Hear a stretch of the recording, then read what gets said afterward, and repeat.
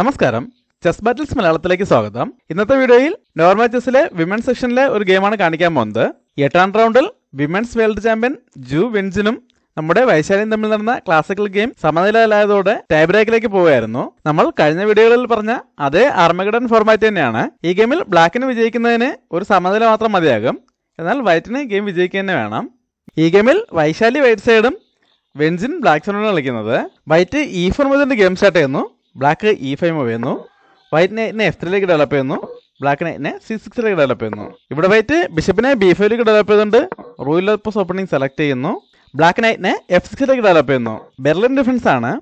കഴിഞ്ഞ ദിവസം കാൾസനും ഗുഗേഷും തമ്മിൽ നടന്ന ഗെയിമിൽ ഗുഗേഷ് ഇവിടെ പോണ് വെച്ച് ആ പോണിനെ സപ്പോർട്ട് ചെയ്തുകൊണ്ടാണ് മുന്നോട്ട് പോയത്. എന്നാൽ വൈശാലി ഇപ്പോൾ ഈ പോണിനെ സപ്പോർട്ട് ചെയ്യാൻ ശ്രമിക്കുന്നില്ല. പകരം കിങ്സ് സൈഡിലേക്ക് കാസലും ചെയ്യുന്നു. നൈറ്റ് വെച്ച് പോണെടുക്കുന്നു. വൈറ്റ് അടുത്ത മൂവിൽ തന്നെ നഷ്ടപ്പെട്ട പോണിനെ തിരിച്ചെടുക്കുകയാണ്. അതിനായിട്ട് റൂക്കിനെ E1ലേക്ക് കൊണ്ടുവന്ന് നൈറ്റിനെതിരെ അറ്റാക്ക് കൊടുക്കുന്നു. ബ്ലാക്ക് ഇപ്പോൾ D5 ചെയ്തുകൊണ്ട് ആ നൈറ്റിനെ സപ്പോർട്ട് ചെയ്യാൻ ശ്രമിക്കുന്നത് നല്ല മൂവല്ല. അങ്ങനെ ശ്രമിക്കുകയാണെങ്കിൽ പോണും വെച്ച് വീണ്ടും നൈറ്റിനെതിരെ അറ്റാക്ക് വരുമ്പോൾ ബ്ലാക്കിന് ഒരുപാട് പ്രശ്നങ്ങൾ നേരിടേണ്ടി വരും. അതുകൊണ്ട് ആദ്യം തന്നെ ആ നൈറ്റിനോടൊന്ന് മാറ്റാണ്. നൈറ്റിനെ D6ലേക്ക് മൂവ് ചെയ്തുകൊണ്ട് ബിഷപ്പിനെതിരെ അറ്റാക്ക് കൊടുക്കുന്നു. എന്നാൽ വൈറ്റ് ഇപ്പോൾ ബിഷപ്പിനെ അറ്റാക്കിൽ നിന്ന് മാറ്റുന്നില്ല. നൈറ്റ് വെച്ച് E5 പോണെടുത്തുകൊണ്ട് ആ ബിഷപ്പിനെ സാക്രിഫൈസ് ചെയ്യുന്നു. ഇതിപ്പോൾ ബിഷപ്പ് സാക്രിഫൈസ് അല്ല, ഇതൊരു സിമ്പിൾ ട്രാപ്പാണ്. ബ്ലാക്ക് ഇപ്പോൾ നൈറ്റ് വെച്ച് ബിഷപ്പിനിട്ടാണെങ്കിൽ നൈറ്റ് വെച്ച് നൈറ്റിനിട്ട് കൊണ്ട് ഡിസ്കവേർഡ് ചെക്ക് വരുന്നതോടെ ബ്ലാക്കിനെ ക്വീൻ നഷ്ടപ്പെടും. ബ്ലാക്ക് ഇപ്പോൾ ഈ രണ്ട് എക്സ്ചേഞ്ചിലേക്കും പോകുന്നില്ല. പകരം ബിഷപ്പിനെ E7ലേക്ക് ഡെവലപ്പ് ചെയ്തുകൊണ്ട് ഈ റൂക്കിന്റെ ഫയൽ ക്ലോസ് ചെയ്യുന്നു. ഇവിടെ വൈറ്റ് ബിഷപ്പിനെ അറ്റാക്കിൽ നിന്നും F1ലേക്ക് തന്നെ തിരിച്ചുകൊണ്ടുവരുന്നു. ബ്ലാക്ക് നൈറ്റ് വെച്ച് നൈറ്റിനോട്ടുന്നു. വൈറ്റ് റൂക്ക് വെച്ച് തിരിച്ചോട്ടുന്നു. അതിനുശേഷം ബ്ലാക്ക് കിങ്സിലേക്ക് കാസലും ചെയ്യുന്നു. ഇവിടെ വൈറ്റ് D4 ചെയ്ത ശേഷം ബ്ലാക്ക് ബിഷപ്പിനെ F6ലേക്ക് കൊണ്ടുവന്ന് റൂക്കിനെതിരെ അറ്റാക്ക് കൊടുക്കുന്നു. വൈറ്റ് റൂക്കിനെ E1ലേക്ക് തന്നെ തിരിച്ചുകൊണ്ടുവരുന്നു. ഇപ്പോൾ ഈ D4 പോണെതിരെ ബിഷപ്പ് വെച്ച് അറ്റാക്ക് ഉണ്ട്.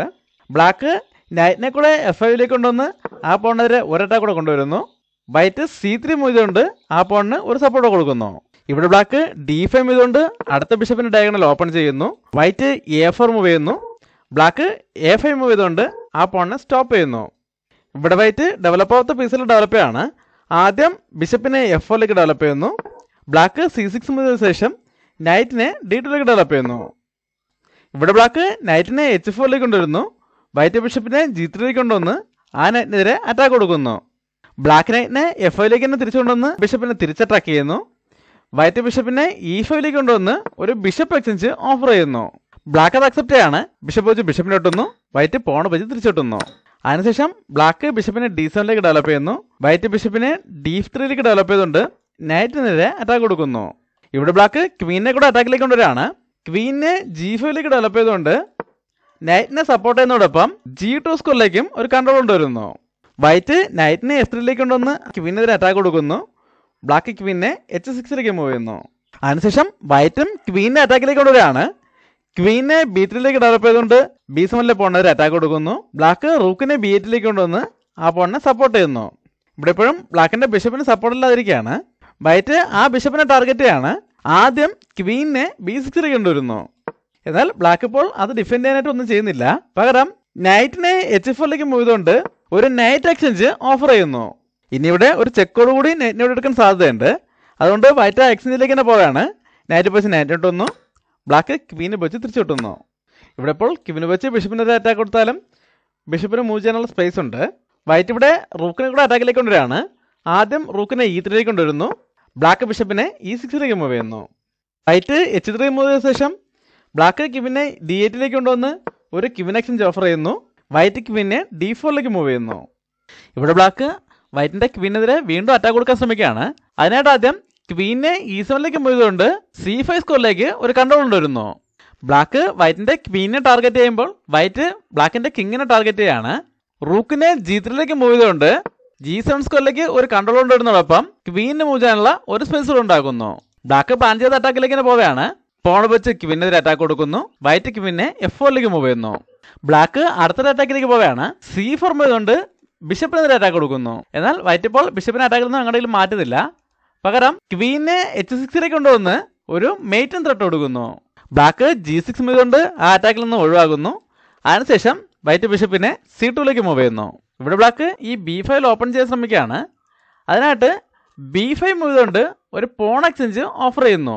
എന്നാൽ വൈറ്റ് ഇപ്പോൾ അത് അക്സെപ്റ്റ് ചെയ്യുന്നില്ല. ഈ കിങ് സൈഡിലേക്കുള്ള അറ്റാക്ക് തന്നെ കണ്ടിന്യൂ ചെയ്യാണ്. അടുത്തതായിട്ട് F4 മൂവ് ചെയ്യുന്നു. F5 മൂവ് ചെയ്തുകൊണ്ട് ഇങ്ങനൊരു ഫോർക്ക് കൊടുക്കുകയാണ് വൈറ്റിൻ്റെ ഉദ്ദേശം.